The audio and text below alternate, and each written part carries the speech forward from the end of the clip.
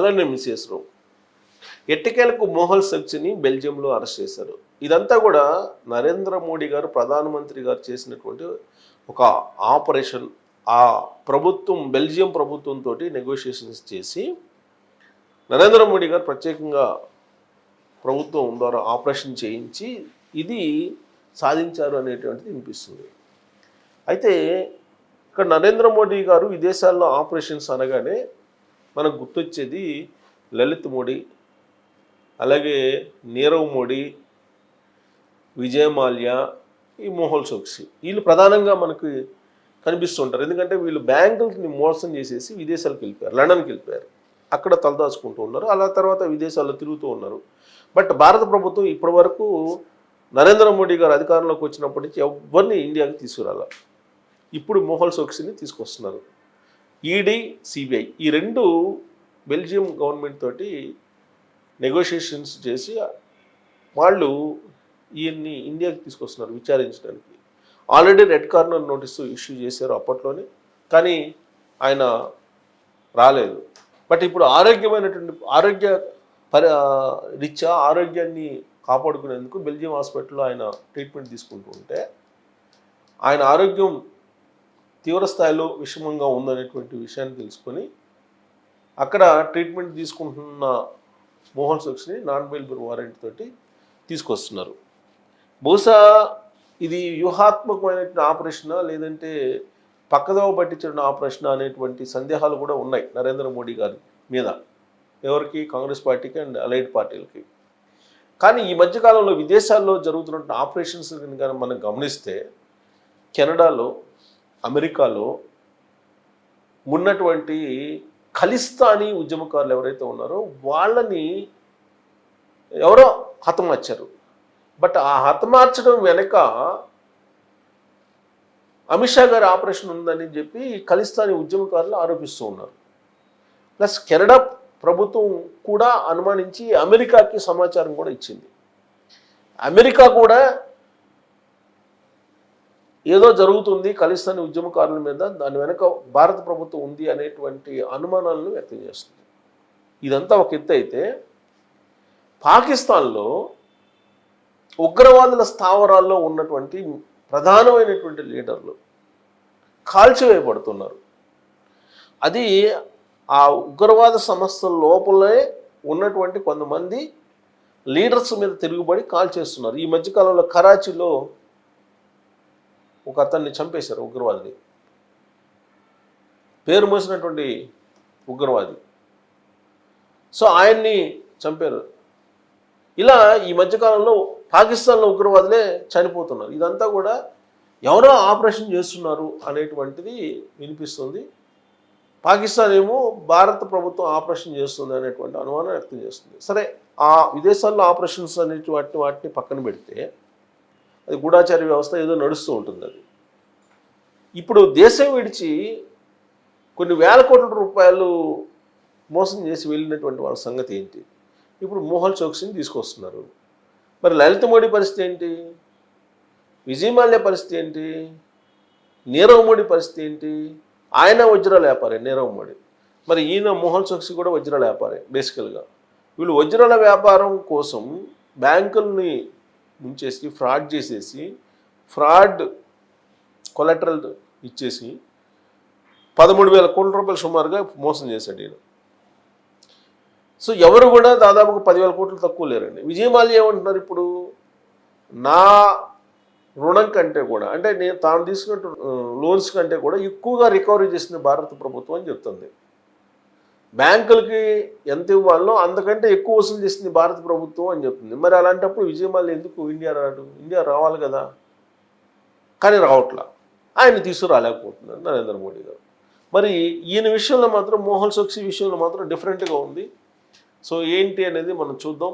అంతర్జాతీయంగా, జాతీయంగా ఇప్పుడు ఈ న్యూస్ స్ప్రెడ్ అవుతుంది, ప్రత్యేకించి మన జాతీయ స్థాయిలో, దేశ స్థాయిలో. So bailable warrant from Mumbai courts. So కోర్టులో Choksi was in Belgium for medical treatment when arrested. So he is wanted in India in connection with 13,500 కోట్ల రూపాయలు పంజాబ్ నేషనల్ బ్యాంక్ స్కామ్లో ఈయన. సో ఈయన చోక్సీ ఇప్పుడు ఏం చేస్తున్నాడు, ఈయన ఆల్మోస్ట్ 2018 నుంచి మన దగ్గర లేడు. సో ఆయన ట్రీట్మెంట్ తీసుకున్నాడు బెల్జియంలో అని చెప్పేసి చెప్తున్నారా, ఆయన బెల్జియంలో ట్రీట్మెంట్ తీసుకోవడానికి వెళ్ళాడని చెప్పేసి. ఆయన యూరోప్లో చాలా ప్రాంతాల్లో ట్రావెల్ చేశారు. కారణం ఏంటంటే హెల్త్ బాగాలేని కారణంగా చేశారు అంటున్నారు. తర్వాత దీని మీద ఈడీ సిబిఐ చాలా సీరియస్గా వ్యవహరించింది. మోహన్ చోక్సీని ఇండియా తీసుకురావడానికి ప్రయత్నం చేశారు. కానీ చోక్సీ అడ్వకేట్ విజయ్ అగర్వాల్ ఏం చెప్తున్నాడంటే, ఇప్పుడు బెల్జియంలో అరెస్ట్ చేశారు ఆయన్ని, కానీ ఇప్పుడు పోలీసులు ఈ దర్యాప్తు సంస్థలు ఈడీ సిబిఐ కస్టడీలో ఉన్నారు. కాకపోతే అప్పీల్కి వెళ్తున్నాము, కోర్టుకి రిక్వెస్ట్ చేస్తున్నాము, ఎందుకంటే హెల్త్ కండిషన్స్ బాగోలేదని చెప్పి క్యాన్సర్ ట్రీట్మెంట్ తీసుకుంటున్నానని చెప్పి ఆయన అప్పీల్ చేస్తున్నాడు వదిలిపెట్టుకొని, అంటే జైలుకి పంపించుకున్నాడు. సో బెల్జియం కంట్రీ కూడా 6 months నుంచి టచ్లో ఉంది వీళ్ళకి. అక్కడ ప్రభుత్వం కూడా కోఆపరేట్ చేసింది. ఆయన హెల్త్ కండిషన్స్ని కనుగొన్నారు, ట్రీట్మెంట్ జరుగుతుంది అని చెప్పి, బ్లడ్ క్యాన్సర్ ట్రీట్మెంట్ జరుగుతుందని చెప్పి కూడా ఐడెంటిఫై చేశారు. సో స్విట్జర్లాండ్కి మూవ్ కావాలని చెప్పి ప్లాన్ చేశారు. బెల్గాం నుంచి మెడికల్ ట్రీట్మెంటు అక్కడైతే బాగుంటుందని.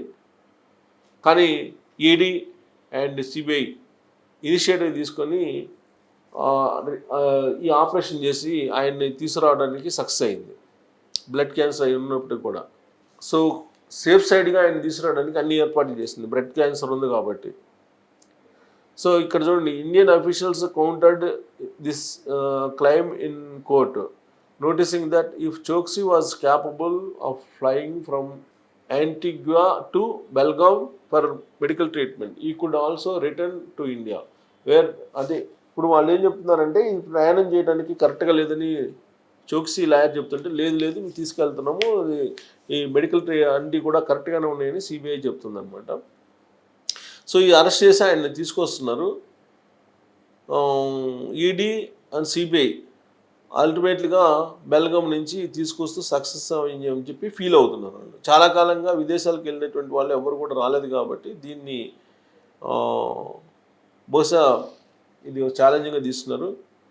అలిగేషన్స్ చేస్తున్నారు ఎవరు, చోక్సీకి సంబంధించినటువంటి వాళ్ళు. Kidnap attempt in Indian operators ఉన్నాయా, సో ఇండియన్ ఆపరేటర్స్ కొంత కిడ్నాప్ చేసే ప్రయత్నం చేశారనేది కూడా చేస్తున్నారు. చోక్సీ బెయిల్ కోసం ఇవన్నీ చెప్తున్నాడు అనేది ఒకటి వర్షన్ వినిపిస్తుంది. సో పంజాబ్ నేషనల్ బ్యాంక్ నుంచి 6,095 కోట్లు ఆయన తీసుకున్నారు. ఆయన తీసుకొని లెటర్ అండర్టేకింగ్ LOUs అలాగే ఫారిన్ FLCs వీటన్నిటి సబ్మిట్ చేసి అమౌంట్ తీసుకున్నాడు.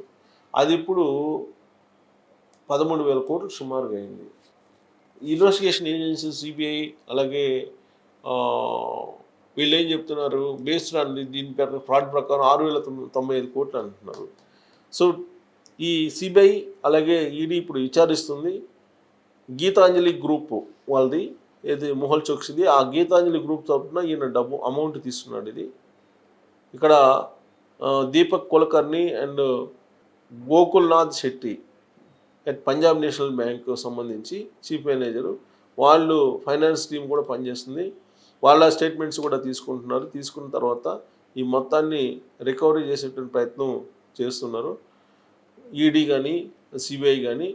కాబట్టి ఈయన హెల్త్ కండిషన్స్ తోటి కొంచెం ఇబ్బందికరమైన పరిస్థితి ఉందని చెప్పి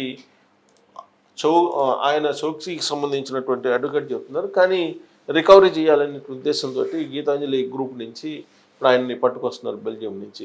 సో ఇలాగే లలిత్ మోడీని, విజయ్ మాల్యాని, నీరవ్ మోడీని కూడా పట్టుకొస్తే బ్యాంకులకు కనీసం ఒక 60-70 వేల కోట్ల రూపాయలు వస్తాయి.